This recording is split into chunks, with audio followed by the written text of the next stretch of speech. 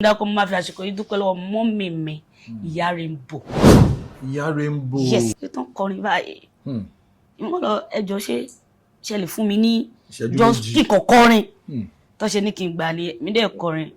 The first person ìyá yẹn kàn wọlé on envelope mi pẹ̀lú 10,000 naira which is ìyá Rainbow.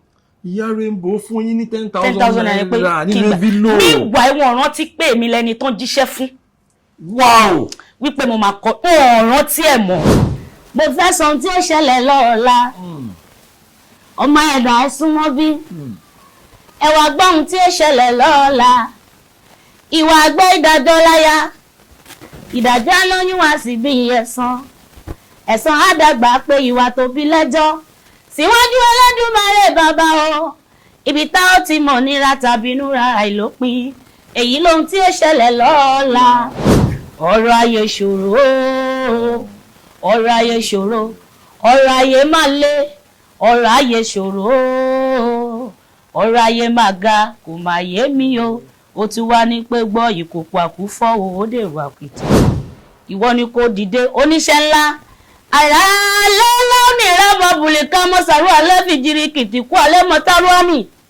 Ó ṣe kéṣekéṣe yegede abanijẹ́ ṣe ra ẹ̀ dànùdànù. Ìpè àṣẹmí àpàdà rò ká gbọ̀ṣìkà mẹ́nu kú lọ́rọ̀ mi. Adánitọ́ ti dánitọ́ ò kàbánijẹ́ tó wọlé dé. Ọba mímọ́ yeyeye, ọba mímọ́ yeyeye. Bàbá gbókè pé ọ̀rọ̀ Èdùmàrè dábì lóhùn bàbá.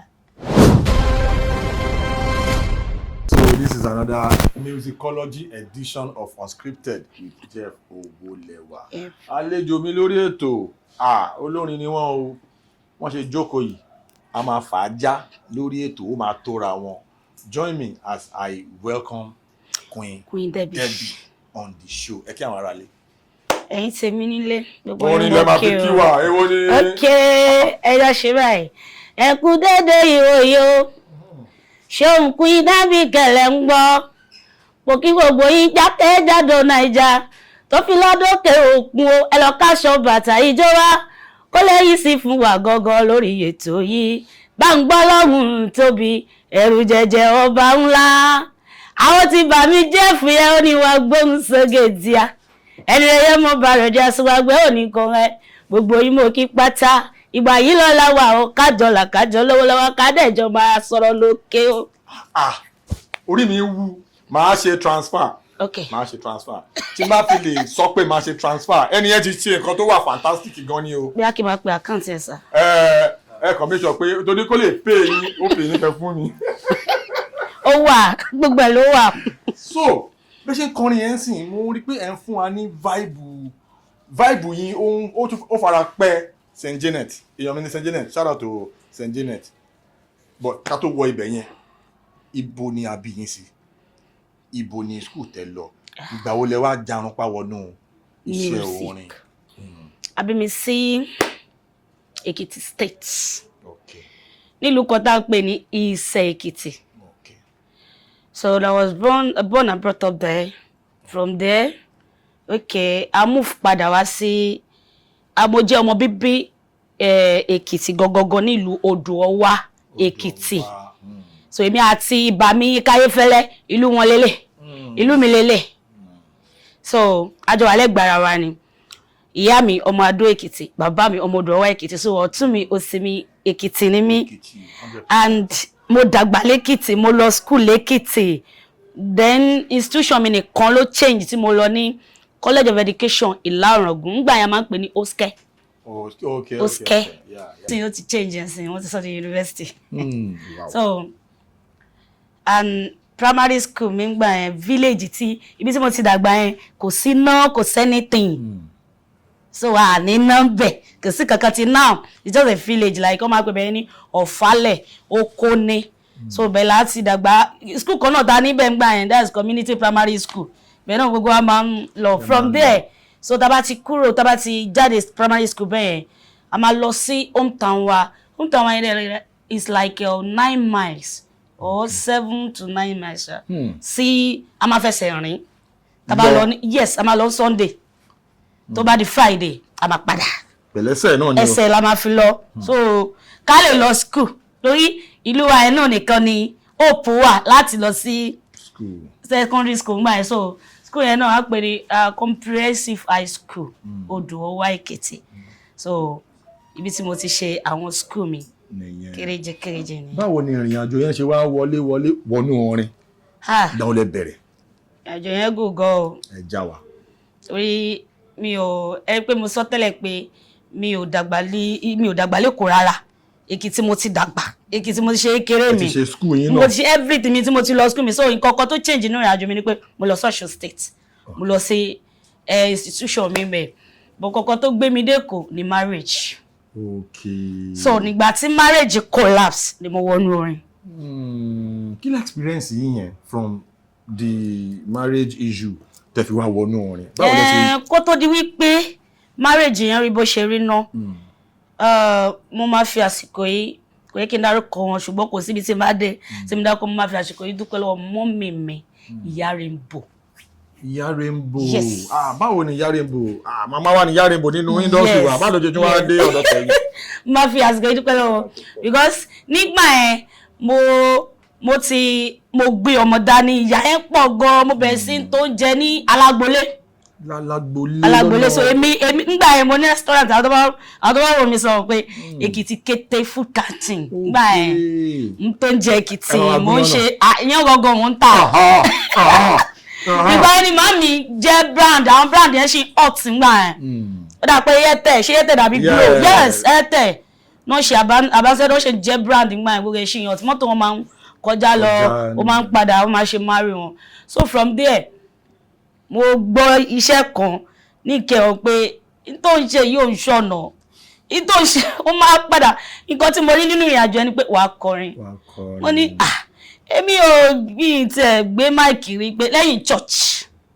Ẹ máa ń kọrin church náà church no dáde mi olùdásílẹ̀ ni wọ́n ní church kíánẹ́s kákọ̀ lu àgbámọ́lẹ̀ ká ṣe báyìí máa ṣe kojú yẹn lọ ẹ̀kọ́ kan náà dẹ̀ ni so yàrá ìwà jíṣẹ́ fún mi wọ́n ní pé màmá ẹ jẹ́ kí n máa bá rìn àjò ayé mi yí báyìí rẹ̀ but from there nǹkan tó ń sọ ni pé gbèsè máa wọlé ó máa jẹ gbèsè kò sí bóyá fẹ́ ṣe but gbèsè yẹn dé lóòótọ́ ó dé gan nídìí iṣẹ́ oúnjẹ yẹn mo wá sá òru ni mo sá kúrò ní alágbolé a wá lọ wá ilé kan sí Òjòdú Abíọ́dún ibi táwa wálé sí yẹn then èmi àti ọkọ mi ni ibi táwa gba ilé sí yẹn ṣọ́ọ̀ṣì yàrá mi wàá mọ̀ ṣọ́ọ̀ṣì Ìyá Rainbow wà báyìí lókè ilé wọn wà ní ìsàlẹ̀ mo kàn gbọ́ pé ṣọ́ọ̀ṣì Ìyá Rainbow wà ní àdúgbò yìí o ibo ni bọ̀bọ̀ kan wà ń pè ní Adéẹ̀rí wòlíì ni ó ti di wòlíì sìn kọ̀símà ni máa pè é sìn wà ní àjẹ́ ká lọ sí ṣọ́ọ̀ṣì mọ́mì mi kan ṣọ́ọ̀ṣì Ìyá Rainbow jẹ́ kí n tẹ̀lé ẹ̀ bí ṣe tẹ̀lé wọn ni abádébẹ̀ lọ́jọ́ wọn ní ọ̀ṣẹ́ àṣálẹ́ abiyamọ mi ṣáà rí báwọn akọrin yẹn kàn ṣe ń kọrin tó ń kọrin báyìí ìwọ́n lọ ẹjọ́ ṣe lè fún mi ní kíkọ̀ kọrin tó ṣe ní kí n gbà ní mi dẹ̀ kọrin the first person ìyá yẹn kàn wọlé ó envelope mi pẹ̀lú 10,000 naira which is Ìyá Rainbow. Ìyá Rainbow fún yín ní 10,000 naira nínú envelope. nígbà ìwọ̀n rántí pé èmi lẹni tó ń jíṣẹ́ fún. Wow. wípé mo máa kọ ọ̀ràn rántí ẹ̀ mọ́. àwọn kan ṣe tí wọ́n lálẹ́jọ́ yẹn wọ́n ṣe rí yín. wọ́n ṣe rí mi pé mo kọrin yẹn wọ́n wá fi ọ̀rọ̀ mi yẹn sọ̀rọ̀ sáwọn kwaya wọn pé ọbẹ̀ ń kọrin ọmọbìnrin yẹn bó ṣe gba máìkì ń sìn gbogbo ẹ̀ ṣe dùn kíní kan wọ́n mọ̀ pé ṣé màmá yìí ò wọ́n tì mí mọ́ ni èmi ò yá sọ̀rọ̀ bóyá mi kò pè mí wá nìyẹn ìyá wa ní ìtàwọn eré wájú mi ojú kan tí mo ṣe lọ kúnlẹ̀ báyìí ẹ̀yin abiyamọ tí ẹ ṣe nǹkan tóbìnrin ṣe mọ́ ẹ bá mi rọ̀gbà yìí ká tó bá jẹ́ pé lóòtítọ́ ni ìpè dájú kó tó tó ọdún 5 síbi tá a wà orúkọ mi gbọ́dọ̀ jáde tá pé lóòótọ́ iṣẹ́ tó máa ṣe tó máa fi là lélẹ̀. wọ́n ti bẹ̀rẹ̀ àdúrà lórúkọ ẹni. mo gbàdúrà nìyẹn. mi wá ń sọnù mi pé èmi máa ti máa rí ilé ọkọ mi máa mú wa ọkọ máa lè jẹ́ kémi kọrin ẹsẹ̀kẹsẹ̀ nìyá yẹn tún jíṣẹ́ mo fi gbogbo ẹnu sọ wípé wòlíì Ọlọ́run ni wọ́n. Ìyá Rainbow. yes nítorí pé kò sí kan tó sọ tí ò ṣe. àwọn ni wọ́n á ṣe àdúrà wọ́n ní àwọn fẹ́ gbàdúrà sórí àdúrà tí àwọn ìyá yìí ti gbà ṣùgbọ́n ní inú ẹ̀ ìwọ ń sọ wípé o wà ń lé ọkọ báwo lọkọ ẹ ṣe máa jẹ́ kó ṣe. ẹni tó ẹ máa fọ́. máa pé ìyá kí ló dé ṣé ẹ wọnú mi ni wọ́n lè ṣe mọ̀ pé nǹkan tí mo rò chọ́ọ̀chì yẹn náà wọ́n lọ wípé ó tí ì lọ́kọ tó bá wò pé o ti lọ́kọ ṣùgbọ́n tí àkókò yẹn bá tó Ọlọ́run á jẹ́ kó rọrùn fún ẹ church yẹn ni mo wà tí àwọn security àdúgbò ti wá pè mí pé kí wọ́n kò ń ṣẹlẹ̀ ńlé mi gbà tí màá débẹ̀ lọ́dún yẹn lọ́hùn kí n tí bá ní kí n sọ̀rọ̀ bó ẹ jẹ́ kí n ọpọlọ ní tá bá débi ok kí kàn mú lórí àbí kí ẹ jẹ́ kí n yan lórí bẹ́ẹ̀ pé ọkọ ìwé kò ń ṣẹlẹ̀ nílé yìí o ó dà pé lọ́mọbìnrin sílé àbí àpòlọ́mọ bírọ́dà mi nì ó ní ọkùnrin wà nílé pẹ̀lú ẹ àbí mo ní ọkọ mi ló wà nílé pẹ̀lú ẹ ọmọ ẹ ti sádàdé ní òwò ọmọ 13 years báwo mo fẹ́ ṣe ọmọ tó wá kí mi ọmọ ẹ̀gbọ́n mi tó wá kí mi ta mo fẹ́ ro tèmi fúngbà tí máa délé mo kàn gbá mo gbá pé ó ti bá tèmi jẹ́ ọmọ ẹ̀gbọ́n mi ọmọ first born mọ́ mi ni ọmọ ìyá mi gangan so mo wá padà mi wá lè lọ sọ fún yàrá ìbùmọ̀ pé ẹ jíṣẹ́ fún mi sìn pé mi ò tí ì lọ́kọ because kò possible now ṣé bí kíní ṣe máa dàrú náà lélẹ̀ owó ilé dẹ̀ ti di gbogbo ẹ ti dàrú kíní kan àsọtẹ́lẹ̀ yẹn ti wáyé bọ́kọ ṣe lọ nìyẹn ó kàn fi mí lẹ̀ ni kò ju 3 weeks gbogbo ẹ̀ kàn wọ́n kò kàn ju 3 weeks báwọn kàn fún mi ìwé pé kí kúrò lé ni ẹ máa wá bẹ̀rẹ̀ mo lẹ̀ ní bébì another journey mo kú ẹrù mi dẹ̀ mú anywhere lẹ́kọ̀ọ́ lẹ́yìn pé mo lọ sọ́lágbolé nígbà tí máa dé mo marry fẹ́ mi wá sí Ìṣẹ́rí Màgódò from ibẹ̀ láti lọ sọ́lágbolé from Alágbolé. báwo lẹ ṣe wá move láti ìgbà tẹ́ kẹ́rù. mo wá move lọ sí church kan church yẹn wà ní ọ̀nà Ìṣàṣì olówó ra bẹ́ẹ̀ so omi máa ń pọ̀ bẹ́ẹ̀ gan omi lè débi báyìí wọ́n máa kan pákó a máa jókòó tílẹ̀ máa fi mọ́. from there yes so from there mo ti move kúrò ọmọ méjì ló wà lọ́wọ́ mi gbà yẹn yes from there mo kúrò ńbẹ̀ mo lọ sí church kí anẹ́sì kan church kí anẹ́sì mo wá títí church kí anẹ́sì mo wà mo kàn jáde lọ́jọ́ yẹn ni mo wá rí bá kan ní along èmi ti padà sí olówó rà stroke iṣẹ́ nígbà tá ti wà ní àárín yẹn gbogbo àdúgbò náà lè bí náà mo kàn padà sí church yẹn mo wá ṣe tètè jáde tó wá pé ebi ń pa mí kò máa ń báyàn tún lè ṣe fọlẹ̀ ṣe gbẹ ní agbègbè ẹ̀kọ́ rough náà ni ẹ jẹ́ kí n wò bóyá màá ti ẹ̀rẹ́ ni sọ fún pé December ń bọ̀ báyìí mo kàn rí báyẹn lẹ́gbẹ̀ẹ́ títì bí iná kò ń ṣe bá gan bí apalọ ni mo kàn rí wọn tọ́jú kí mo wá sí fún ìjọ mo ń kọrin o ẹni wá ní kí n nọ́mbà mi wá mo ní mi ò ní fóònù irú olórin wọn lélẹ́yìí mi ò ní fóònù but mo ní ọmọ tó ní fóònù ṣé mo lè drop nọ́mbà ẹ̀ sílẹ̀ mo bá drop nọ́mbà ẹ̀ òun máa ń lọ bí iṣẹ́ tóun bá ti lọ bí iṣẹ́ ló máa ń pè òun kàn máa délé lálẹ́ ó máa ní nọ́mbà kan pè mí o tá bá pe nọ́mbà yẹn ìyàwó máa yẹn ló máa sọ̀rọ̀ sí mi ọjọ́ yẹn mo kọ̀ ọ́ títí ó kàn sáwọ́ láti fi iṣẹ́ ni ẹgbẹ́gbẹ́gbà ń bá yín sọ̀rọ̀ that was on the 24 December year on the 24 2019 kọ́ nìyẹn yes 2019 okay ó kọ̀ dé ni pé àǹtí ẹgbẹ́gbẹ́gbà wọ́n bá yín sọ̀rọ̀ ẹni yẹn tún ti pè ṣe ni hello man ìwé olórin wo lẹ́yìn báwo lè ń ṣe báyìí àpò ń pè yàrá yín pé ó yá ẹ wá play fún wa ní no on the 23 ẹ wá play fún wa ní jíbà mo níbo ló ń jẹ́ jíbà ṣe báyìí lẹ fún ẹ̀yin lẹ sọ pé ẹ̀ ń kọrin bẹ́ẹ̀mi ṣe ń bá ní kánjúwe fún mi ọba ní lọ́nà olówó ra tó wà lẹ́gbẹ̀ẹ́ títí báyìí wọ́n nìyẹn èmi ń bọ̀ ọ̀sìn dà sí máa débẹ̀ má ẹ bá wò mí títí báyìí pé ìwọ ibẹ̀ ló ń kọrin ní ẹ má bínú bí ní fóònù wọ́n wò mí báyìí títí pé I will give you trial but the only thing is mi ò ní ju èlò ló fẹ́ gbà gan mo ní ẹ̀sùn owó pé wò tẹ́ wá fún mi lówó lélo mo fẹ́ gbà mo ní 10,000 mo ní 10,000 máa wá wò mí pé ṣé lè dẹ́ máa kọrin báyìí ẹni tó bìlì mi 10,000 kí ló fẹ́ kọ kí ló fẹ́ kọ báyìí torí passion yìí máa wá mo ní ẹjọ́ ń bá túkúlẹ̀ ẹjọ́ sá ṣó pọ̀ ní ẹ̀sọ́ 8,000 máa wá ní no kì í sọ̀rọ̀ 8,000 lé ó yá I will give you 15,000. ẹ ṣé o. sir no ẹ má fún mi lówó kí n máa lọ máa kọ ni no you will sing don't worry. mo wá gba 15,000 yẹn mo wá lọ bá brother mi kọ wọ́n pọ̀ wọ́n ní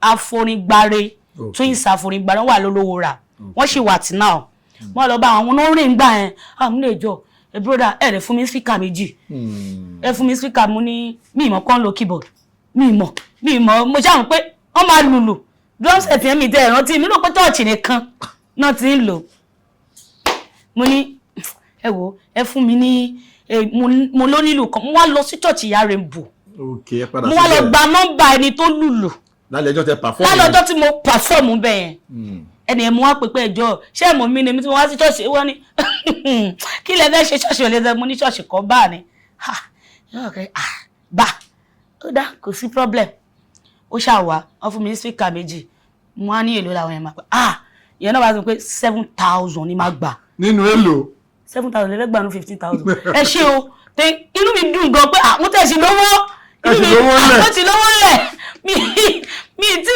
jẹun ẹ bá mi ṣe gbogbo ẹ̀kúyà ẹ lọ ra gúre ẹ já sí ọbẹ̀ Ọlọ́run ṣeun ó ti ṣẹ́kù bá jẹun because ó bọ́ sí alẹ́ on the 24 kò sí kan tó kàn mí pẹ̀lú aṣọ pọ́n ra aṣọ fọ́mọ I don't even ìtẹ̀rọ every reason it pé mo fẹ́ ra aṣọ fọ́mọ kí ló kàn mí pẹ̀lú aṣọ ti jẹun náà mo ṣáà wọ́n ra kó báǹdì yẹn jọ níwọ̀n bá kò sí báǹdì mi ní báǹdì náà èmi àti onílù yẹn náà ni mo bá rí mo dẹ̀ mọ́ mi tó lọ ń ṣiṣẹ́ yẹn mo dá mo ní wá bá mi máa ṣa owó ó lè mi ò lè wá system mo ní jókòó sẹ́gbẹ̀ẹ́ kan tó bá ti náwó báyìí àkọ́ wa mu ni but gbogbo máìdì mi náà ni pé tá bá máa tà náà bẹ́ẹ̀ àwa ta irú ẹ̀ bí 20,000 pé ká tiẹ̀ pawó kí ká lè rí nǹkan fi dáná on the 25 yẹn. ìgbà tẹ́ bẹ̀rẹ̀ orin yẹn gangan. Yes. báwo lẹ ṣe alẹ́jọ́ yẹn. alẹ́ ọjọ́ yẹn gangan mo ṣáà bẹ̀rẹ̀ mo wá ń kọrin church wọ́n ṣáà ń jó wọ́n wò mí. bọ̀bọ̀ kan wà lẹ́yìn ó wà lẹ́yìn àwọn afonigbare yẹn tí mo mọ̀ wọ́n pè ní àsìkò òní tẹ́nà wọn gbà ẹ̀ ó kò ń dá mi mọ̀ mi dáadáa ó kọ̀ kọjá kọ́ ni mama ó máa wà márùwá mama ṣóòṣì ń le bẹ́ẹ̀ ṣe dáa rẹ̀ pé ó le ọ̀ṣẹ̀ ní àwọn tó wà sí ti sọ pé ibo ló fọ́n kọ́ sílẹ̀ ló ń le sókè jẹ̀rẹ̀ bí mo ṣe bẹ̀rẹ̀ ṣóòṣì le ni tó bá jẹ́ yẹn ni ó wú alẹ́ mo gbọ́ èmi tí gbogbo lifetime mi sẹ́jẹ́dẹ̀ tí mo fi gbọ́ tẹ́lẹ̀ má wọ̀rí mo máa kọ́ bí ṣe kọ́ nìyẹn bí tí mo ti ń kọ́ lọ ẹnìkan kan bá mi ní wípé má kọ́ kí ní nìkan ṣe gbogbo ànìkan láláìkẹ́ náà tún fún àmì náà mo kàn níwò èmi ò rántí tẹ́mi máa kọ́ wọn o bẹ́ẹ̀ mi ṣe kọ̀ láńdò nìyẹn gbọ́n ìdòwò bo mi nìyẹn mo tún gbọ́ lórí ọ̀làdò ẹ fún wa.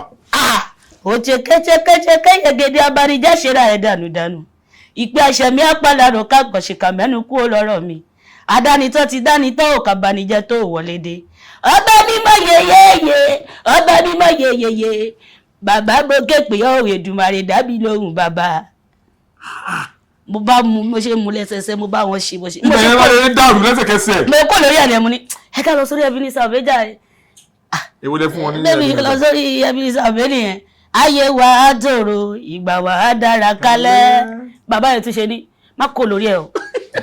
orí Ebenezer Obey ni kò jókòó ní o. kí n má tún kó lórí ẹ tí báwo oya mo ti gbọ́ mo ṣe kó mẹ́ mo bọ́ sórí Bàmídélé Abíọ́dún bí gbẹ́gbẹ́ yẹ bá jòkúta omi ni ó fi ṣú ìpọ̀nrí ajá ò gbọ́dọ̀ bẹ́kù ní bùbá má kọ́ wá wà ń bẹ́ òní tó bá wà lórí lámbà ẹ̀ níbi tó wà ẹ̀ máa fẹ́ 50k sí mo lọ gbé tí ẹ̀mí nìyẹn jókòó sẹ́gbẹ̀ẹ́ ẹ bá wọ ẹkú jẹ́ kí n máa kọ èmi àti pẹ́pẹ́yẹ lálẹ́ pọ̀ lálẹ́ yìí kò sí ẹja fi alájà ti lọ sí pẹ́pẹ́yẹ ló kù bébí àti onípẹ́pẹ́yẹ ṣe bẹ̀rẹ̀ rí ẹ bàbá ẹ má yẹn parọ́ fún yín my first time on stage pé mo kọrin nígbà tí mo padà káwó mo ká 196,000. ní alẹ́ ìjọ yìí. The funny thing is that mo wá fún ẹni tó lù yẹn mo wá fún 10,000 àgbàlagbà ní máa yẹn ó rẹ̀ dọ̀bálẹ̀ lè ṣe lè yí onímọ̀ ọ̀gbẹ́ ṣé bó ṣe ṣe po ló lọ ṣọ̀rá ni àbí ṣé ìkọ̀kọ̀ náà ló jọ ń ṣèmi àti ẹ̀gbọ́n wọ́n pọ̀ padà sẹ́ẹ̀tì márì ní ìyàwó méjì mọ́ bàbá bá ní bí mo ṣe rà ẹ̀ kò sí ní ọmọ ajẹ́ lọ́la mo ní wá gba 5,000 sí bàbá yẹn wá ṣe àdúrà kan lọ́jọ́ yẹn ó ṣàdúrà débi wípé ó ní wàláì ṣé ẹ rí tí wọ́n bá sọ pé èèyàn kọrin èèyàn gbàgbé orin wọn rántí èèyàn mọ́ tí kò ní jẹ́ pé tí sẹ́ni ìtẹ́ ṣe fún mi 50,000 máa pín ni ìyálé àgbà tiẹ̀ ìyàwó àgbà tiẹ̀ ìyálé àgbà tiẹ̀ ìyàwó àgbà tiẹ̀ wọ́n wo bàbá ẹ̀ lọ wọ́n kówó yẹn dání bí ní ọdún yẹn àwọn tí mo ná kó stand fún mi yẹn wọ́n kàn bẹ̀rẹ̀ ìjà pẹ̀lú mi. Kí ló dé? Lẹ́sẹ̀kẹsẹ̀ pé báńdì ibi tá ti wá títí tó sọ pé live band ò kí play bẹ́ẹ̀ ẹsẹ̀kẹsẹ̀ lọ́jọ́ yẹn ni máa yẹn sọ wípé people like you, they loved you. Wọ́n fẹ́ rí ẹ padà on the 31st, o gbọ́dọ̀ wà níbí. 31st, o gbọ́dọ̀ wà níbí. Yes, o gbọ́dọ̀ wà níbí on the 31st. Mo ní mo ti gbọ́, kò sí problem. Ìṣe padà lọ lé nìyẹn. Mo wá lọ ra Tecno kan kékeré báyìí. Ẹni sọ̀rọ̀ bàtẹ́ kó wọ̀nyẹn délé ẹ̀yin tẹ́ àwọn ọkọ wọn lẹ́sẹ̀ sáwọn ọkọ àwọn ọmọ. Like seriously ní ọjọ́ yẹn tó bá sọ pé mo kọ́kọ́ wò pé ní àárọ̀ èèyàn mọ́ ẹ máa wọ ẹja ṣe ọbẹ̀ ńlá lásìkò pẹ̀lú pọ̀nmọ́ ká kọ́ fi ẹ̀wẹ̀ kọ̀. Gàbíyẹn step down. Ṣé mo pé chọ́ọ̀chì là ń gbé bí tí mo tún ti kó bára mi nìyẹn. Pé mo tún lọ ṣẹ̀gún sí mo tún wá ro sẹ̀mó. Ọ̀nà ti ń là. Mi ìdẹ̀rọ̀wọ́ lé mo dẹ̀ ń gbé ní church. Another issue. Ẹ wá tẹ pẹpẹ oúnjẹ. Mo wá tẹ pẹpẹ mo tún wá lọ ra aṣọ ọdún fáwọn ọmọ mi tí gbogbo ìjọ ń ṣàánú tó ń sọ pé wá gba gàrí tẹ́lẹ̀. Ibi tí mo ti ní ṣubọ̀ nìyẹn. Ogun yẹn ti wá yọ. Ogun mi kan yọ bọ́ ogun tó gbé wá yẹn mo kàn wọ́n pé ogun tí kékeré ni. Ẹ jẹ́ kí n kọ́ gbé tì sẹ́gbẹ́ kan náà.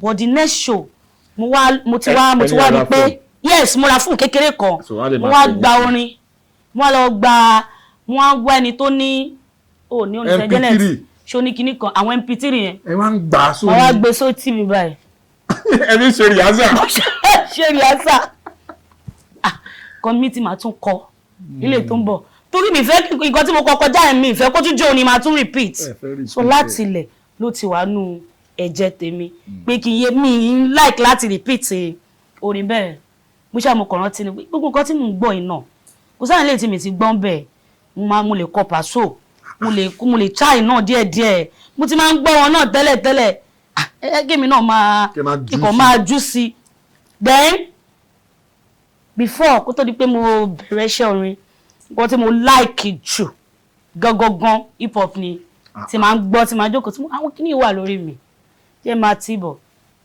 within láàárín 5 months tí mo bẹ̀rẹ̀ mo kàn rí pé orúkọ mi bí orúkọ mi lọ́rùn orúkọ mi bí orúkọ mi lọ́rùn orúkọ mi bí mo dẹ̀ dúpẹ́ àdúgbò mi o mo lè má mọ ọ̀nà ju bí tí ó wà o ṣé mo pé mi ò ṣọmọ Èkó mo bẹ̀rẹ̀ láti ibì kan ni èmi ò ṣọmọ Èkó ibi tẹ́mi ti bẹ̀rẹ̀ yẹn hood mi yẹn mo ń jẹ́ kó yẹ wọn pé bí báyìí gbogbo nǹkan tẹ́ bá fẹ́ ṣe àjọ máa fà á tó jọ máa tọ́ra wọn ni.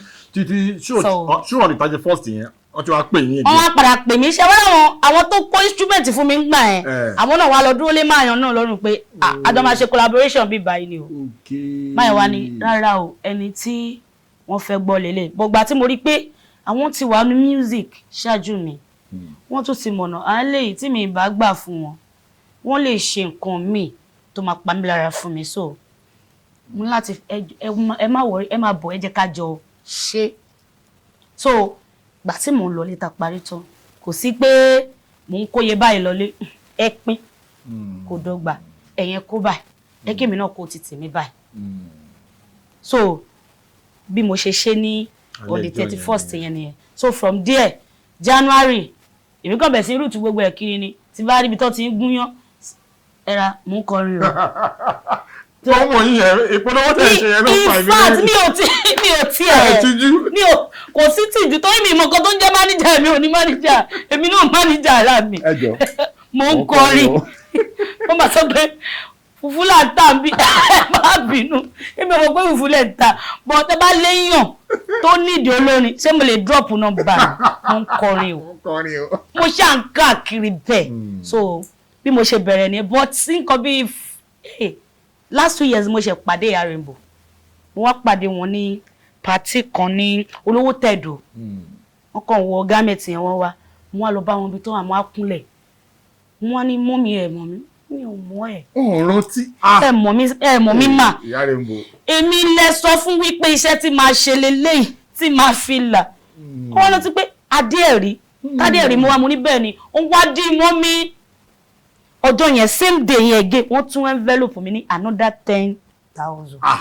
Ìyá Rainbow tẹ́wọ̀n yẹn wọ́n ní ọmọ tó pọ̀. wọ́n tún fún mi again tí bá tún rí mi náà sí tí bá tún sọ pé mọ́mí iṣẹ́ ẹ̀mọ́ mi ni wọ́n ti láwọn wọ̀n mi wọn ò dá mi but nǹkan tó ń ṣe ipa tó ń kó ẹnìkan ṣoṣo tí mo lè sọ wípé ó kó ipa tó wà tó dúró gbòógì nínú láìfù mi tó jẹ́ kí n débi tí mo dé yìí látẹ̀yìn wá òun nìyẹn ló fi sọ pé ibi tó ń lọ lélẹ̀ ọ̀nà tó ń tọ̀ yìí ọ̀nà tó ń mú ẹ ṣìnà ni ibi ni wàá tọ̀ tí wàá fi já sọ́nà. o dey focus. So.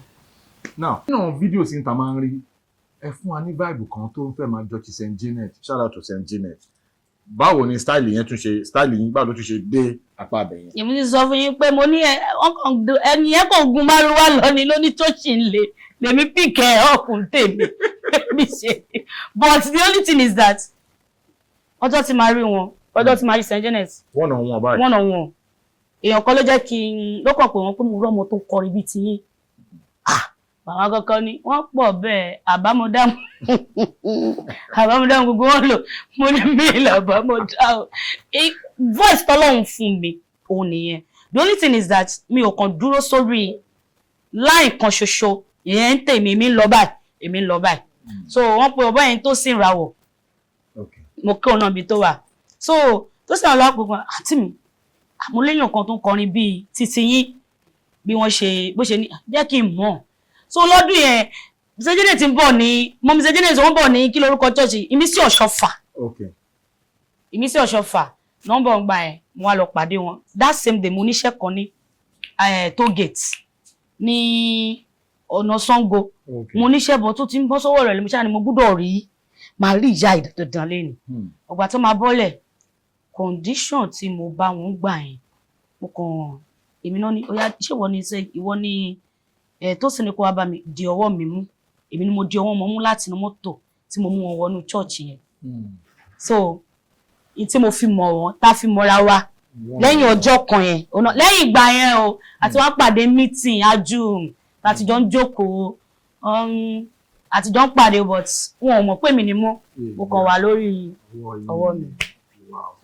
Now ẹ kàn fún wa ní flavour St. Janet kékeré. flavour St. Janet ó ní ọkọ mu gúdà ìyàwó mu stout ọkọ mu ẹnẹkẹ ìyàwó mu gúdà o ọkọ mẹmú ọpẹ ìyàwó mògùrọ ọ̀nà dàkọ mọ̀ máa yàn ṣayò ẹja mọ̀ bàbá dámì ọ̀nà dàkọ mọ̀ máa yàn ṣayò ẹja mọ̀ torí pé bíríbíríbíríbírí ó láyé yín bíríbíríbíríbírí ó láyé yín torí pé ẹlẹ́ ò fẹ́ ṣù lábúlé ẹlẹ́ ò fẹ́ ṣù lábúlé baálé ń tagbó ìyàwó ẹ̀ ń tọ́ gọ́gọ́rọ́ ọmọ ń gbowó ìta ẹ̀dẹ̀lẹ́ ò fẹ́ ṣù lábúlé ṣe ti wá rí pé yé èṣù ti dábúlé náà èṣù ti dábúlé náà èṣù ti dábúlé náà èṣù ti dábúlé náà àwọn lọ́jọ́ kì í mọ̀ wípé in fact mo ti gbọ́ bàbá Orlando Debby kan kí tó mọ̀ pé bàbá ló kọ màlé má lílé lílé má lílé lílé lílé má lé ò lélé lélé lélé lélé so àwọn ló jẹ́ kí ẹnu wọn mo ti kọ́ gbọ́ but later tí mo ṣe wá jókòó tí tèmi ṣe wá ń gbọ́ bàbá Orlando Debby kan mo ṣe wá rí pé ó dà pé ibi ni ìyá ti mú apá nígbà yìí. ọkọ̀ mu wá báyìí ìyá rẹ̀ kò fàyọ láàrin ibẹ̀ yẹn wọ́n kàn lẹ́ mọ́ ibòmíì bó lówó kádàrá ni bó dẹ̀ ní kádàrá náà ni so ọkọ̀ mu gbogbo ẹ̀ bàbá Orlando ló wá parí kí ló ka fọ́jú pẹ̀lú òṣùpá yàbomi ṣáṣà wálé kí ló òkófó pẹ̀lú obìnrin yàbomi ṣáṣà so àwọn kìíní yẹn èmi ti ń gbọ́ látẹnu wọn tẹ́lẹ̀ kó tó di pé mo ṣe wá méèyàn gangan tó wá láti ọ̀dọ̀ wọn ẹ má yẹ ká kọ páàtì tí máa ń kọjú lọ́dọ̀ ibi tèmi èmi tún kọ́ ti tìyá yẹn kúrò mo tún wá sọ fún ọ tí bá wà lọ́dọ̀ àwọn tèmi sì máa máa sọ wọn pé bọ̀dá olóko mi ẹ̀ ṣeun o bọ̀dá olóko mi ẹ̀ ṣeun o bójú ọmọ 10 years ló ń lá mi á ti máa kùn bójú ọmọ 15 years ló ń rún mi á ti jápa bójú ọmọ 20 years ló ń lá mi á ti máa béèrè owó bọ̀dá olóko mi ẹ̀ ṣeun o so àwọn kinní ẹ̀ náà a máa ń àwọn nǹkan tá a máa ń fi sí náà nìyẹn irú kí bàmí àwa náà aláwọ̀ kan tá a máa gbé fún o bàmí Wàsíù Àyìndé tíwálè olórin kan tó kọ́ sọ pé èèyàn bá ń yọ́ lẹ́dà òun burúkú àmọ́ àyọ́rù wọn ṣe. ẹ fún wa a máa fàájà lórí ètò bẹ́ẹ̀. bẹ́ẹ̀ ọkọ̀ bá lóhùn odò pò mọ́ kànjí á máa parú wọn ni mo ti sọ tẹ́lẹ̀tẹ́lẹ̀ nínú oko tí mo dó kọjá ẹni bá dó 64 ìṣìṣì ẹ lódókó ẹ máa kókó fún wa gbogbo ẹni bá ń kókó fún wa ó ṣọ́ ìyọnú ọmú wa ìyọnú abẹ́ wa àti ìyọnú ọmú wa òun lẹ ó máa rí wọ́n rán là nílò adé orí òkó. náà lè foundation fún wa àdẹ́ntẹ̀lé so lè foundation irú àti mi àpèkẹ́ ọ̀la ń sìn pé orin Jésù àwọn kọ orin Jésù àwọn náà dẹ̀ ń kọ torí Bíbélì sọ wípé Dáfídì sì kọ orin kò sọ pé irú orin báyìí ló kọ. Dáfídì sì kọ orin ló sọ kò lápẹ́ kò láyé wa pé bóyá orin ìṣẹ́gun ni o bóyá orin domi sorry bóyá kò tí ẹ̀ kàn yé mi gan mọ́ ṣé understand pọ̀tà tí ẹ̀ kọrin kan sọ wípé ó gbógo fọlẹ̀ mi tá a bá dé òdù tí wọ́n bá yẹn kọ ó fòkó sábẹ́ mi ó tún fòkó sábẹ́ mi èmi aláìní ròbò rárá ó dẹ̀ padà wá fòkó sábẹ́ mi torí náà ẹ ṣe àyè oko yọ ẹ ṣe àyè oko yọ ẹ ṣe àyè oko yọ o ó ṣe o brọ́dà àyè oko padà mi sọ pé yìí àyè oko padà yọ òbò tí odó kọjá làwọn kan dó tọgbọ̀rún lọ ọyàn tí ó mú kọjá làwọn kan mú tọgbọ̀rún lọ ẹpọ̀n tó jẹ́ bàbàrà fáwọn kan ṣóun ló fi ṣàrà fún wọn torí ó fokó sábẹ́ rẹ ni. ẹ̀yin tó máa ń ṣe báyìí ẹ̀ẹ́dẹ̀ kì í ya oníṣekúṣe o ẹnu lásán ẹnu lásán tọ́lá máa mọ̀ yín délé sí ó máa ní pé àfọwọ́kọ mi bàbá ìwọ́n náà kọrin lórí stéèjì sí náà ní ó fọkó sábẹ́ rẹ. kò pọ́sibù náà kí wàá lọ ṣiṣẹ́ látàná kí n délé náà ká fọwọ́kọ mi náà. ẹ̀rẹ̀ kan wá fọkó wà á dẹ̀ ní yín dùn ẹni yín dùn. bàbá mi nínú Olúwa kò pọ́sibù. tó bá wá di kẹmọ kan lẹ ẹ máa ní ojú rẹ. a máa gbọ́ lọ́n tóbi ní sà àbí ká ṣe ríwo yẹ kọ́kọ́ la máa ṣe ń bẹ̀. tí àwọn fans tí wọ́n bá fẹ́ torí bẹ́ẹ̀ ṣe àwọn vibes sẹ́yìn fún wa yìí àwọn kan máa wọ pé Queen Debby yìí lásán next ní tí mo fẹ́ ṣe yìí òun ni máa pè tó máa fẹ́ reach out sí nọ́mbà ọlọ́run máa pè mí sí. bàbá wọn ẹ lè reach out sí mi ní TikTok ní kí ni TikTok yìí Queen Debby singer. Queen Debby singer. Queen Debby singer ẹ kàn wá lọ bẹ́ẹ̀ ẹ wá lọ bẹ́ẹ̀ tó bá dẹ̀ jẹ́ Instagram mi ní official Debby singer tó bá jẹ́ ní Facebook mi ní orúkọ bàbá mi mo jẹ́ o Olújìmí Deborah tẹ́ bá wá lè reach out sí mi rárá ẹ lọ sórí Sundays promotion wàláì ó ti tán ó máa mú mi báyìí ni. Sundays promotion God bless you for your support. fún gbogbo orin oríṣiríṣi lọ́lọ́kan ọjọ́ kan Jesus Sundays yẹ on try in fact ó ṣe bẹ́ẹ̀ ní ayé mi lè parọ́ fún yín. ó ti yé wa. láyé ìgbà kan bí kí n wọ pátá bí kí n wọ kó gbá àwọn nǹkan mi yẹn bí kí n wọ àwọn aṣọ tí ò dókè tí ò dé sàlẹ̀. ẹ̀yin kẹ gbọdọ dálẹ yìí. Let's go. So ọ̀pọ̀lọpọ̀ sọ náà ṣáà aṣọ tí ò dókè tí ò dára no láti ilẹ̀ mi ẹ gbàgbé pé mo jẹ́ ọmọ wòlé o I was born and brought up in Kianes but now mo ti di Celestial now. So Kianes mo ma èmi mo love music then ó wá tún náà àwọn genres of music kan tó pé mo love Fuji mo love juju mo love àwọn vibes ten fún wa yìí mo love Canary gan a ti máa padà sórí Canary o mo fẹ́ kẹ́ ṣe nǹkan kan fún mi ṣé ti rí vibe bá ṣe ń babọ̀ yìí Kianes vibe oh my god àgàgà tó bá ti wá ń fi àwọn ohun yẹn kọrin ẹ lè fún wa. ká fi òun yẹn ṣe fẹ́ àyà mo fẹ́ púpọ̀ mo love ẹ gan. ó pọ̀ gan nígbà mo compose orin kan bí abitu ọmọ àti pé 2 years sísìn ẹ mọ̀ pé ẹni tí ò bá ní supporter ó ní bóyá máa ṣe kẹ̀ díẹ̀ you understand bẹ́ẹ̀ nígbà mo sọ wípé èmi ti wáyé máa ní ìparun rere èmi ti wáyé máa ní ìparun rere omi kì í wáyé láì nípa èmi ti wáyé man ẹ má bínú ẹ̀ ẹ̀ tó kọ okú àtòbò tán sìn ló tún fi èmi ti wáyé sí bọ́lá ṣe tèmi ṣe dá mi nìyẹn that is why I'm not a gospel singer ẹ má rò mí lọ bẹ̀ omi oúnjẹ ọmọ mi kọ́ ní gospel o anywhere tó bá wùn mí mo lè wọ̀ ìyẹn ò ní meaning so nígbà yẹn èmi ti wáyé máa nípa ohun rere èmi ti wáyé máa nípa ohun rere omi kì í wáyé láyé nípa èmi ti wáyé máa nípa ohun rere òjò onírọ̀ láyé nípa bómi bá balẹ̀ láyé a nípa ohun rere èmi ti wáyé máa nípa torí omi ò ní wáyé láyé nípa so ìyẹn ní pàtì bẹ́ẹ̀ mo wo gámẹ̀tì ń gbà ẹ̀ mo fi ṣe mo tún bọ̀ lórí ti àyà yẹn o ńgbà tí mo tún ṣe yẹn tí mo tún rí pé ó dà pé àwọn òwò sáàdì mi o mo tún lọ wá ìjáàbù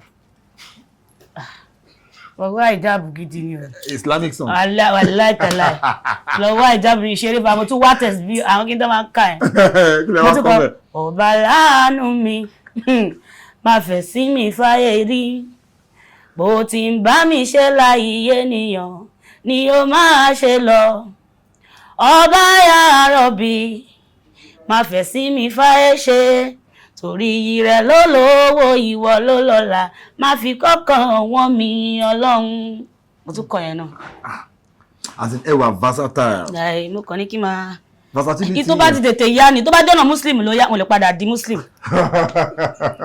Èmi kò bí tó bá ti yá ni. Ṣé ẹ ti ní album? Mi at all. Ẹ ti record album kankan. Kí ni àwọn ìgbésẹ̀ tẹ́ ń gbé towards recording your own album? Ìgbésẹ̀ tí mo gbé lọ́lọ́lọ́lọ́. Bye. Lọ́dọ̀ mi. Okay. Mi lè dágbésẹ̀ yẹn gbé o. Ẹnìkan oṣù tọ́lọ́run lò fún mi lọ́wọ́ tó dẹ̀ ṣe máa lò kíkú má pa. Torí kò lè bọ́ tó bá sá máa lọ mú. Òun náà Sunday promotion. Sundex ẹ jọ̀ọ́. Sundex yìí náà tó bá sá wọn kọ́nà. Ẹ máa tẹ̀lé. Máa mú. Sundex. Kò síbi tó lè wọ̀. Ẹ jọ̀ọ́ ẹ jẹ́ ká prepare wọn fún album wọn.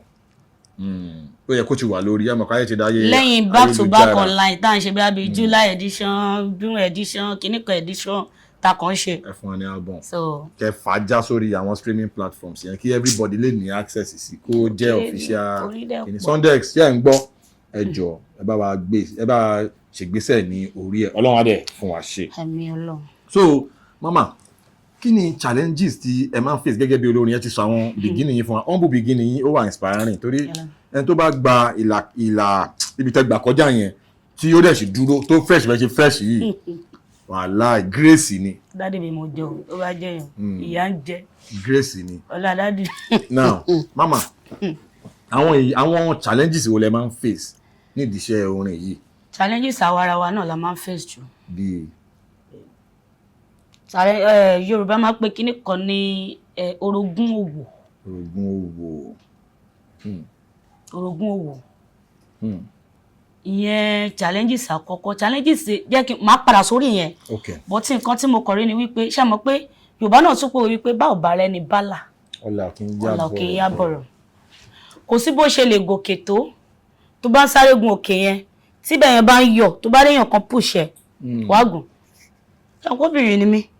Ẹ má gbàgbé pé mo ní wọ́n fẹ́ mi wá sẹ́kọ̀ọ́ ni mi ò mọ ibì kankan àǹbẹ̀ ṣeré mi mo sọ fún yín pé àtilẹ̀ mi ìlú tí mo ti jáde kò sí náà gan èmi jáde láti ẹ mọ̀ pé wọ́n máa pa àwọn kan ní wọ́n máa ń pe àwọn kan ní ọmọ àtàpátá dìde èmi ò kí ń ṣàtàpátá dìde o ọmọ àti ẹrọ̀fọ̀ dìde ni mí ṣé o pé ẹrọ̀fọ̀ yẹn tí wọ́n bá gbé ẹsẹ̀ kan báyìí ó lè yọ kó tó yọ mí ìkan tó gbé síwájú yẹn ó tún ti lọlẹ̀ bẹ́ẹ̀ lọ̀rọ̀ mi. So bó ṣe jẹ́ pé èmi náà ń wá láàánú tí mo wẹ́ni tó máa ràn mí lọ́wọ́ ló jẹ́ pé èmi náà làwọn òbí tèmi náà gbẹ́kẹ̀lé wípé lọ ṣe kó wá fáwa bí mo ṣe jóbìnrin.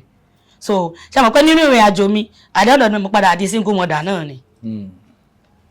So single mother ni mò ń ṣe lọ́wọ́ kí n tó tọ́jú ọmọ kí n tó lọ sí kí n tó sọ̀rọ̀ studio kí n tó sọ pé mo fẹ́ fi iṣẹ́ sọ́la at least mi ìnáwó every month ra mo ṣe 100,000 fún bí àwọn monthly kìíní yẹn pé bí mò ń dáná láyé mi mo dúpẹ́ lọ́wọ́ àwọn ọmọọṣẹ́ mi àwọn tó ti lọ wọ́n ṣe tí ò lè farada you understand àwọn tí ò lè farada tọ́rí nírí wípé mo fi ìyà jẹ wọ́n ni àbí mo ṣí tiwọn now then àwọn náà tó dẹ̀ jẹ́ wípé wọ́n tún gbà lọ́dọ̀ mi sìn tí wọn ò ro tówó ṣùgbọ́n tó ń lọ pé ó yá ẹja jọ lọ ṣé studio ló tún kàn ẹ má wọrí ẹ̀yẹn ṣàwọ̀ mọ́tò tá máa fi lọ tá máa fi dé tán dẹ̀ ń ṣe tán dẹ̀ dúró náà wọ́n ṣe o wọ́n ṣe gan wọ́n pọ̀ ọmọ kan focus ọmọ ẹ̀ alápàlà mi ni lọ́wọ́lọ́wọ́ ń sìn ẹ jẹ́ ń dúpẹ́ lọ́wọ́ ẹ̀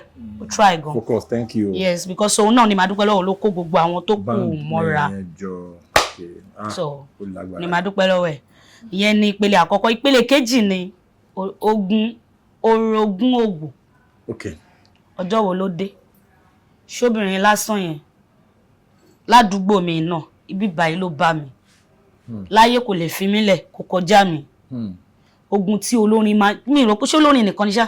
kò ń ṣe olórin nìkan torí ogun tá máa ń jà jù nìyẹn. everywhere ló wà. ogun tá máa ń jà jù nìyẹn ẹ̀kan máa gbọ́ pé olórin lọ ṣó ó kọ̀ dé ó sùn kò jí mọ́.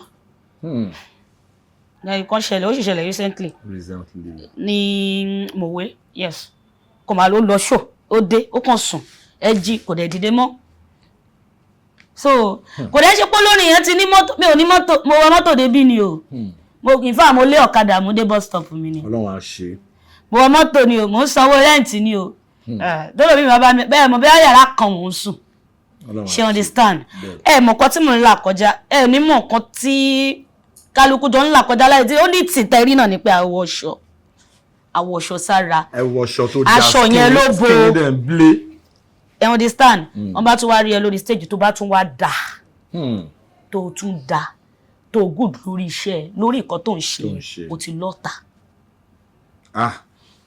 o ti lọ́ta ẹ mọ̀ pé bàbá Ebenezer ó ní pé ọ̀tá ọmọdé bẹ̀rẹ̀ láti bí ìrákòrò ká dání ló ń jẹnu ká dá mi lómìnà ó ti bẹ̀rẹ̀ ọ̀tá níní ó ti bọ́ sọ́wọ́ ayé bó ṣe jẹ́ nìyẹn. ó ní agbára gan Ọlọ́run á gbogbo ibi tẹ lérò oore sí àti ibi tẹ fọkàn oore sí ẹ máa rí oore gbà ń bẹ ní agbára Ọlọ́run. ṣètìlí consistency náà ní ọ̀rọ̀ ilé ayé especially iṣẹ́ creative ṣètì get olórin onífilm entertainment generally consistency ni ní dúró ni bẹ́ẹ̀ ṣe ń fàájà yẹn náà ni ẹ máa ṣe máa fàájà mọ́ dẹ̀ mọ̀ pé online presence yín ó wà active gan ẹ túbọ̀ tẹra mọ́ ẹ máa lù dé ojú àmì ní agbára Ọlọ́run iṣẹ́ tẹ̀ ń ṣe yìí wọ́n ṣe wọ́n fi ń kọ́lé ẹ máa fi kọ́lé wọ́n ṣe wọ́n fi ń ra mọ́tò ńláńlá ẹ máa ra mọ́tò ńláńlá ẹ máa ṣe tó dáa ń bẹ̀ gan gidi gan ni now kí àtẹ̀síwájú ṣe rí iṣẹ́ orin especially ẹ̀yin tẹ̀ ń kọ ẹ wà versatile you can dive into any genre you can do then I love kẹnẹrí n fẹ́ kẹ́ fún wa ní kẹnẹrí ẹ fún wa kẹnẹrí díẹ̀ ká tún fàájà bẹ́ẹ̀ ni ẹ fún wa kẹnẹrí èmi táwọn èèyàn máa tún fẹ́kàn fíìlì yín gan. omiye lálá omiye mẹ́lálá o ọ̀nìyàn kò gbómìnira ẹ̀yọ́jà yàtà ẹ̀ máa dẹ̀lé ríra àwọn tó pọ́n mi lé ṣáwọn lómiye tèmi àwọn tó yẹ mi sí ṣáwọn lómiye tèmi ṣe rí Jeff yìí o àwọn gan ti domiye tèmi ẹni tó bá lọ́wọ́ nínú ìṣerere mi ṣáwọn lómiye tèmi omiye lálá omiye mẹ́lálá o ọ̀nìyàn kò gbómìnira ẹ̀yọ́jà yàtà ẹ̀ máa dẹ̀lé ríra.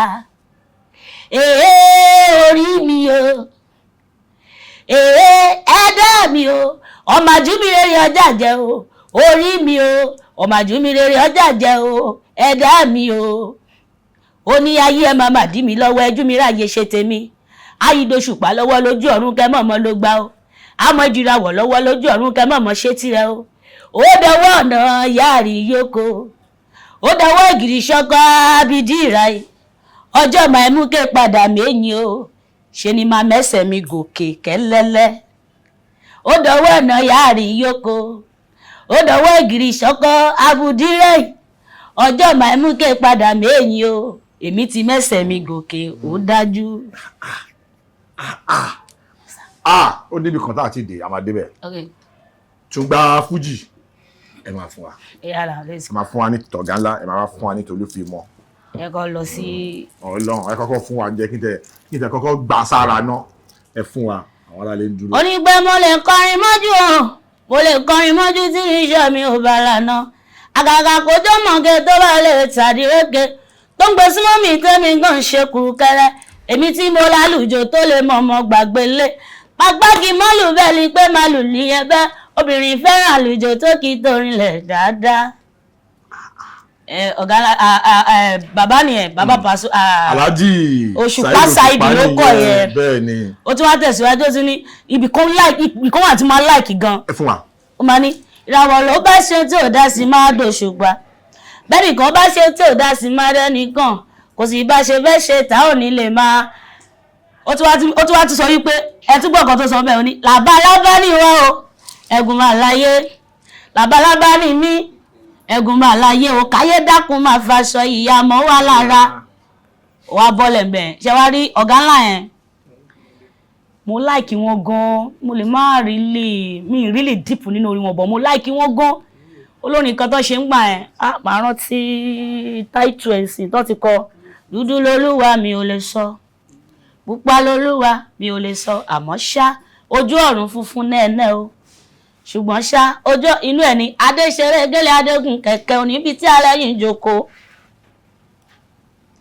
adékọlù gbá ẹlẹ́yìn dẹ̀fọ́ ẹ lọ pé màmá adéwá kó wá sanwó gbèsè pàdé ọ̀bàrọ̀ owó san adédè má jìyà ìyá ọ̀dẹ kì í ṣomi ọbẹ̀ bàbá má jẹ jìyà bàbá tún fàjà pé yéé ìyá kì í ṣomi ọbẹ̀ bàbá má jẹ jìyà o ìyá kì í ṣomi ọbẹ̀ bàbá má jẹ jìyà o tèmi láìkì Paso gan máa ṣeré lórí ẹ̀ gan máa ṣeré ẹ mọ̀ pé orin bàbá Paso yẹn mo máa tún fi kàn kankan mi kàn wàá sọ pé olókè méje ní kíní abẹ́ olókè méje ní kíní ẹ̀yìn ẹ̀ olókè méje ilé olókè méje ní kíní abẹ́ ìfà kò ní fi bọ́mọdé ṣeré àgàgà ọmọ ìkókó àgàgà ọmọ ìkókó àwọn ọ̀dẹ̀ láwọn onílù wèrè yẹn ó máa tún sọ pé òbólè ní bọ̀dá gbé lọ èmi ò ní fọ́ fún wàláì.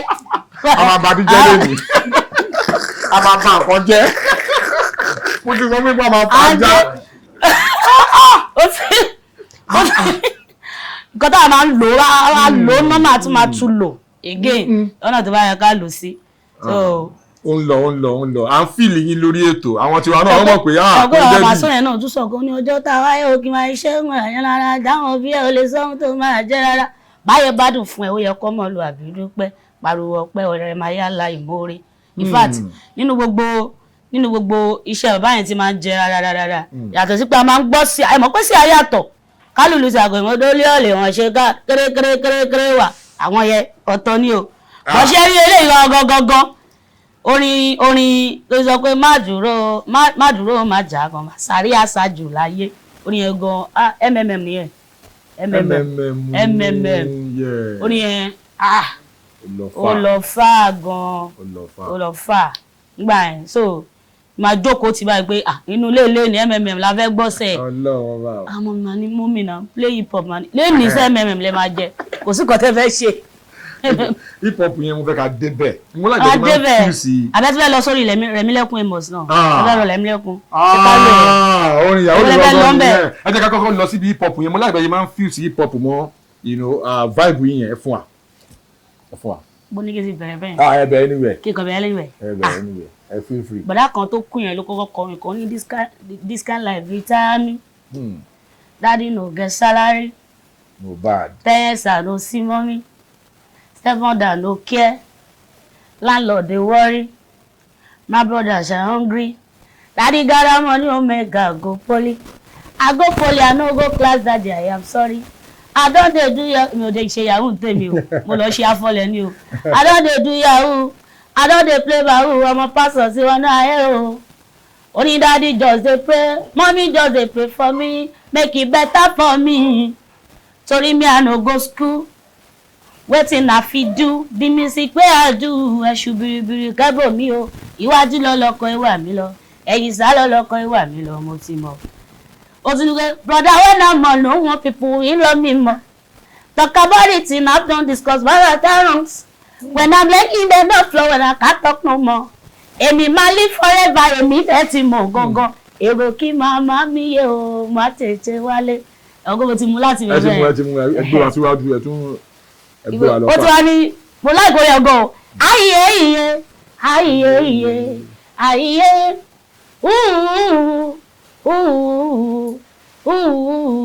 ọmọ ní gàṣà proper ọmọ ní gàṣà proper cover face láì lágbájá gẹ́fìlà wí no dey cap títọ́ bọ́dún tatata pásítọ̀ lójú ṣùrọ̀ bàbá ọmọ ìjọ ra bàbá feeling good parara.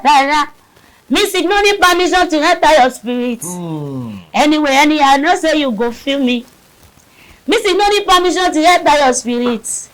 Anyway, anyhow, I know say you go feel me. Aye.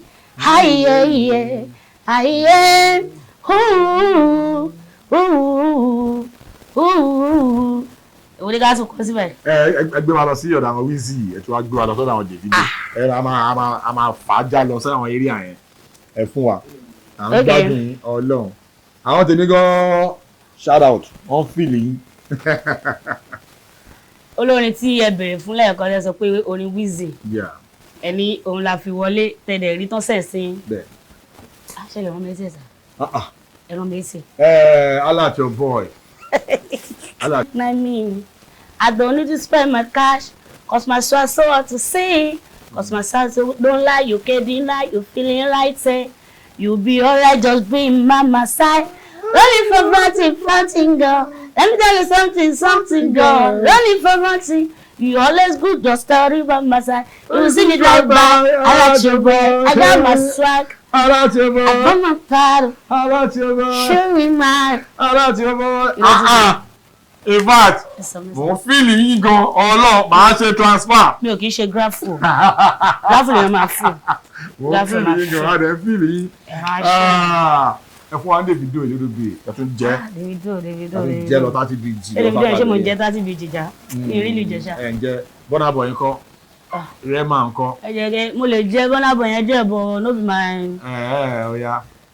Kò lè jọ jẹ́. Lórí ẹ̀kọ́ tí wọ́n kàn mí bẹ́ẹ̀ kọ yìí ṣá. Mi really like bẹ́ẹ̀. Sundex ẹ ṣiṣẹ́ yín bí iṣẹ́ o. Mo like but mi really ń lọ mi ń jẹ́ ni. Mi ń jẹ́ Burna mi ń jẹ́ 30 bg bẹ́ẹ̀ yẹn. But Wizzy mo máa ń jẹ. Mo máa ń jẹ àwọn bíi kí lórúkọ Mẹ́yọ̀kún mo máa ń jẹ àwọn yẹn. Ẹ fún Mẹ́yọ̀kún ká tó lọ sí Rẹ̀mílẹ́kún yìí. Olórin ẹ̀kọ́ tí máa ń gbádùn tó ti kọ wọ́n ló gbéná lẹ́rí bí kò kù ti dá for sure igi arúwẹ́ baby sùn gbalaja you supposed to be there for me ó wà lọ yàbàyà ó ìgbà tí màá lówó olúwa ló mọ̀ orí ìyá mi ẹlẹ́kọ̀ọ́ bèbí já lọ ẹgbẹ̀rin ni. Àwọn bá yín mọ wọ́n fọkàn bá yín lọ. Àwọn tó ń kó mi jẹ tí mo mọ̀ ní kọ́ bá máa padà lẹ́yìn bèbí dá mi wò lẹ́kọ̀ọ́ parí pé mo rọ̀ bí ẹ̀kọ́ àwọn tó ń kó mi jẹ tí ó fọ yín kọ́ má ṣe padà lẹ́yìn ó ní wáyé kárí bọ́yá ẹ̀ di o. Ọlọ́ wọ́n fìlì yín bẹ́ẹ̀ ń jù báyìí lèmi náà mò ń tẹ̀lé yín bẹ́ẹ̀ ń jù lèmi náà mò ń họ ẹ fún wa ní Rẹ̀mílẹ́kún ìmọ̀ sí. Ó ní pé jẹ́ kí n bẹ̀rẹ̀ báyìí.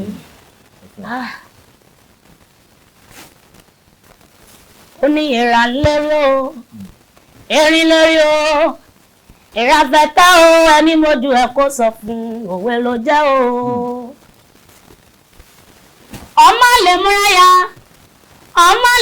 gbé ọmọ lè múra ya dúlé bá mi wó lọ dùmẹ̀ lọ́wọ́ dùmẹ̀ lè kọ́ ọmọ lè múra ya. Mo fẹ́ sọ ohun tí ó ṣẹlẹ̀ lọ́la ọmọ ẹ̀dá ẹ súnmọ́ bí ẹ wá gbọ́ ohun tí ó ṣẹlẹ̀ lọ́la ìwà àgbẹ̀ ìdájọ́ láyà ìdájọ́ lóyún wá sí bí ẹ̀san á dàgbà pé ìwà tó bí lẹ́jọ́ síwájú Ẹlẹ́dùmarè bàbá o ibi tá ó ti mọ̀ níra tàbí núra àìlópin èyí lohun tí ó ṣẹlẹ̀ lọ́la mákulẹ̀ ṣe bí ọlọ́run ò ní jẹ́ ṣe bí rẹ̀ ìrònú wọn ènìyàn ó yàtọ̀ sí tọlọ́run ó ń bẹ lọ́run ìrẹ̀ ń bẹ láyé ó lágbára jù ọ́ ìwọ kò ní ẹ̀san bọ́ lọ́mọ torí ọlọ́run kò ní jẹ́ ṣe bí rẹ̀ kò ní gbẹ́bí fẹ́lẹ́rẹ̀ kò ní gbáre fẹ́lẹ́bí kò ní ṣáájú ìṣáájú báwọn ènìyàn ti ṣe máa rò pé kò rí ọ jáwọ́ nínú ibi ẹni ṣẹ́ni kejì màyà yọjú ìrànlọ́wọ́ ló ṣe fẹ́ ní tí ò ń dá lóró ìgbà tó má jọba pẹ̀lú Kristi ọba ìwà yóò máa wà nínú iná àìléèrú. Ẹ ká ṣe máa lọ ni.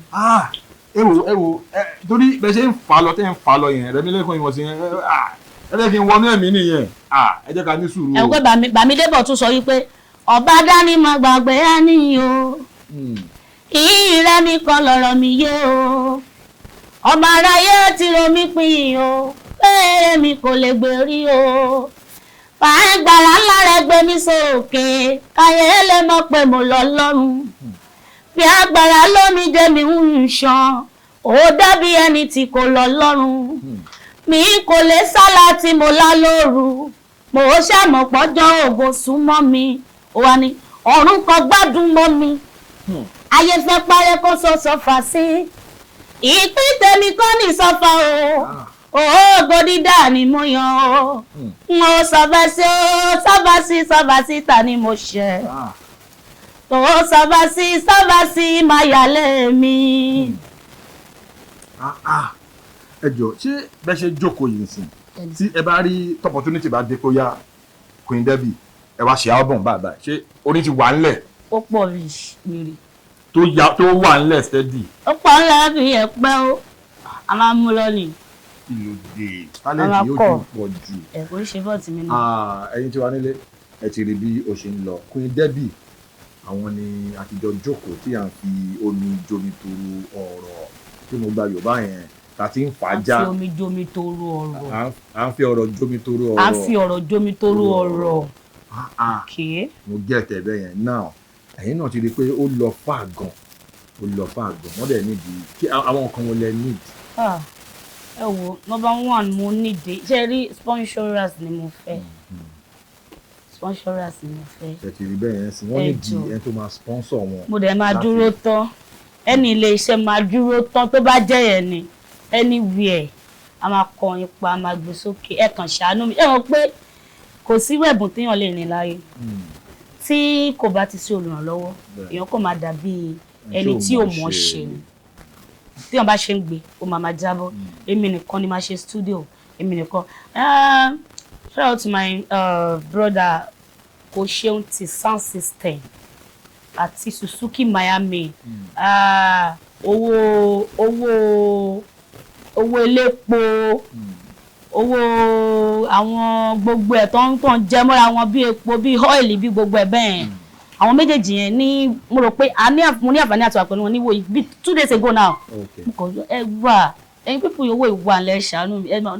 ilẹ̀ màtá sọ̀rọ̀ tẹ́lẹ̀ kò sí wàhálà ìkan tá a bá lè ṣe monthly yẹn láṣì lè wà báyìí àwa méjèèjì o kọta bá lè àmì lè sọ fún yín o bí a máa gbé tó èmi náà ṣe ọ́n jẹ́ kó yé mi pé àwọn náà kì í ṣe olówó bọ́ wọn bá táwọn bá lè ṣe àwọn máa ṣe wọ́n ṣẹ̀ṣẹ̀ fẹ́ bẹ̀rẹ̀ ni and kí Ọlọ́run kó bá mi ràn wọ́n lọ́wọ́ kan tí mo lè sọ ni but ẹ bá mi bẹ̀ ẹ jọ̀ọ́ torí Ọlọ́run. Queen Debby need the sponsor. Ebi ò pa mí o wọ́n ní the sponsor fún lórí iṣẹ́ mi lórí career mi pẹ̀lú ibi tí mo ti bẹ̀rẹ̀. so tẹ́ bá dẹ̀ pé wọ́n sí show náà ẹ má hesitate láti pè wọ́n mo mọ̀ pé a máa rí àánú gbà ní àwọn eré àwọn tó dá nọ́mbà pọ̀ mélòó ni kí n fi sílẹ̀. ẹ̀fún kan lè reach yín direct ẹ̀fún lè fẹ́ pè yín. calling line mi ti ẹ lè reach me by calling ẹ tún lè reach me lórí ẹ pẹ̀lú WhatsApp number mi 081 12 28 25 83. mo lérò pé mo sọ wípé òdo ẹ̀jọ ọ̀kan èjì ẹ̀jọ èjì àrún àti èjì àti ẹ̀jọ àti ẹ̀ta ẹ pé mo ti sọ bẹ́ẹ̀. bẹ́ẹ̀ ṣe sọ yẹn gbogbo wọn. Yorùbá mo rí the school so. ó wà nílẹ̀ bí yẹpẹ̀. so ẹni tí wàá nílé ẹni bí a ṣe fàájà gan pẹ̀lú Queen Debby ní orí ètò ẹ fi orin kí àwọn fáǹsì ní ẹ̀dẹ̀gbàdúrà fún ọ̀tá random. ó ní kó má má pa karamọ́ wọ́ọ́rọ́ kó má má pa karamọ́ wọ́ọ́rọ́ kó ṣàlékún àánú rẹ̀ lórí ìwà Ọlọ́run kí ẹ̀gùn má ṣe gún wá lẹ́sẹ̀ kó tó lè yọ ayé má ṣe wá kó dẹ̀ tó gbá wálẹ̀ kó kó wá yọ torí ká lówó lọ́wọ́ ṣe bí káramọ̀ kan ni kábímọ̀ kò yẹ ṣe bí káramọ̀ kan ni kátútọ́mọ náà kó dàgbà ṣe bí káramọ̀ kan ni kọ́mọ náà tún dàgbà kó tún ṣe é fún ni ṣe bí káramọ̀ kan ni ẹni tí ò ní rí kó tún wá padà ni ṣe bí káramọ̀ kan ni máma pa karamọ̀ mi Ọlọ́run. Àmín. orí ètò yìí bẹ́ẹ̀ ṣe ń ṣe ìtẹ́ ìwálẹ̀ ṣebí karamọ̀ kan ni.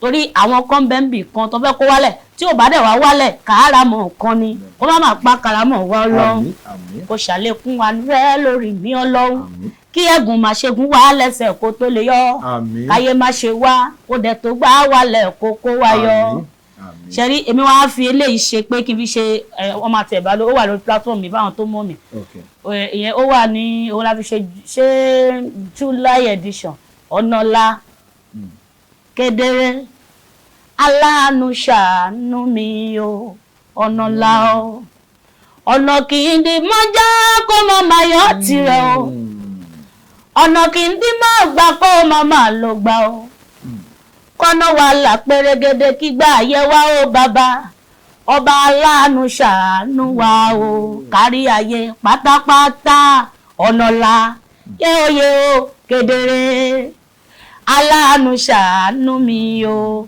ọ̀nàlá o ètò bá bínú ẹ kàn fún mi 2 minutes kí fi sáré sàn kankan ó ní orin èèyàn kan tí mi lè má gbọ́ tí mi lè má kọ kò sínú ábọ̀mù mi tẹ̀ tí ní ba inú life mi tẹ̀ tí ní ba mo kàn láìkì bàbá yẹn ni which is beautiful Nubia.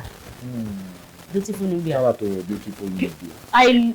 In any way kò sí bí mi ṣe mo lè kọ́ mo lè fi ṣe tún gbá mo lè fi ṣe anything àwọn kan ń jọba àwọn kan ń ṣẹrú àwọn kan ń ṣe bí Olódùmarè àwọn kan sùn sábẹ́ ẹ̀kọ́ta àwọn kan ṣàyè tàwa máa lọ ọmọdé òjò ò ṣaláìsí àwọn kan ń lo ṣọ àsìkò ṣẹ̀rẹ́ nìyàn rere wọn kì í pẹ́ lọ ẹni burúkú ló ń pẹ́ nílẹ̀ o ọ̀rọ̀ ayé ṣòro ọ̀rọ̀ ayé ṣòro ọ̀rọ̀ ayé má le ọ̀rọ̀ ayé ṣòro ọ̀rọ̀ ayé má ga kò má yé mi o ó ti wá ní pé gbọ́ ìkòkò àkúfọ́ ó dèrò àpìtàn mọ̀nàmọ́ná yalugi oró wọnú ìlú o ìtújú bí aṣọ àkísà ló mọ̀ rí o ó dára gbagba o ó dẹrù fọlọ́gbọ́n ó dọwọ́ àwọn àgbà o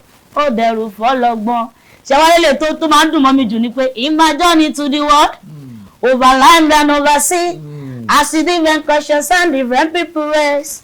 I was born where the sun never sets and never rises. I was born where the heat is like a circus skin. Children crying on the streets. Automobiles are making noise. The land is growing dry we spirit dying low. Oh, therefore fathers are calling me. I never tire, I never weaken. The pride in me is busting loose. I'm an African girl. Ẹ fún wa ní ayé àkérúbù yẹn lẹ wálẹ̀. Àyà bàbá alẹ́ sèrè ìfúlẹ̀ láwùní ni. Wàyà bàbá ní gàmọ́ sàrò àlẹ́ bìjìrì ní. Ìgbékù èyí mọ tọnu pàkó èyí ṣèdèkú èyí mọnu wa. Ìwọ ni bàbá ò bá láì ní bàbá. Olùgbèjà ọmọ òrukọ o. Bàbá tí ń bẹ lọ́run tó ṣẹ̀ṣẹ̀ bàbá láyé. Ìwọ ni kò dìde oníṣẹ́ ńlá. Àyàlẹ́ lọ́nà ìrẹ́bọ̀ bùlìkan mọ́sàrú alẹ́ fìjìrì kìtìkú alẹ́ mọ́tàrúwánì. Pé náà nílẹ̀ kò dìde onímájẹ̀mú. Ọba tó ní sọ́mọ̀ méje ilẹ̀ méje ayé ló ṣẹ̀kẹ́ ń dógún. Ìwọ tó ń jẹ́ mi ní lẹ́nìí tó tún bá jẹ́ mi ní lọ́la èmi ní lánàá èmi ní lọ́jọ́ gbogbo. Ẹ dìde ọmọ ogun gbàlà. Gbé orúkọ Jésù ga. Wọ́n látàrí lónìí Michael Balógun wa. Michael mímọ́ mímọ́ Balógun. Michael mímọ́ Balógun ṣàmọ̀nà ẹgbẹ́ wa lónìí báwa ṣẹ́gun Lucifer. Artist wo lẹ máa like láti bá ṣiṣẹ́? Wonderlule. Wonderlule. Mo fẹ́ bá Wonderlule ṣiṣẹ́. Mo fẹ́ bá fujicologist ṣiṣẹ́. Ó jẹ́ méjì bẹ́ẹ̀ yàbí. Ẹni tó wù mí ní jẹ́ kí n wo ẹni tó wù mí lóbìnrin Oyin Diamond. Oyin lọ àbí Oyinlọmọ Diamond tẹ̀lọ̀ pa mi lórí Oyinlọmọ Diamond. Shout out to you Oyinlọmọ. Back to back èèyàn kan tí mo tún fọ́ fún bẹ́ẹ̀ ni Governor General. Ọmọlógo wà lóyún ọ̀tá ò ṣẹ́ dànù ọmọlógo wà lọ́dún kan ọ̀tá òrò àti pa torí ògo jìyà lóríṣiríṣi kò tó dẹ̀ ní ayé fẹ́ àtòrí ògo gbàmọ̀ràn látẹnu ọmọ tí ó tó làbúrò ìwọ sí òní fìlà alágbádá gẹrẹjẹ mélòó la dẹ fẹ́ wí ogun náà padà dé wọ́n wá lọ́jọ́ wo ló bẹ̀rẹ̀ kò tó bínú ògo kọ́kọ́ lọ bèrè náà ìyá tó jẹ́ ẹ̀sẹ̀yìn kò tó lógo. ẹ wo eléyìí kọ́ ló máa jẹ́ eléyìí ò ní jẹ́ àṣemọ fún wa tí ẹ bá ti ṣe álbọ̀mù yìí ó máa wù mí kí n tún gbé yín padà wá sí orí ètò káwa tún fi ọ̀rọ̀ jómi toro ọ̀rọ̀ bẹ́ẹ̀ ni ẹ má wọ̀rí mo mọ̀ pé ọlọ́run máa fún wa ṣe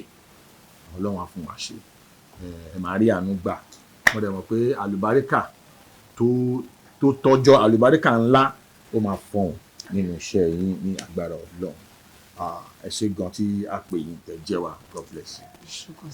ẹ̀yin tí wà nílé as we come to the end of this episode of Unscripted Musicology with Jeff Owolewa, God bless you for watching. God bless you for dropping those beautiful comments. Hard.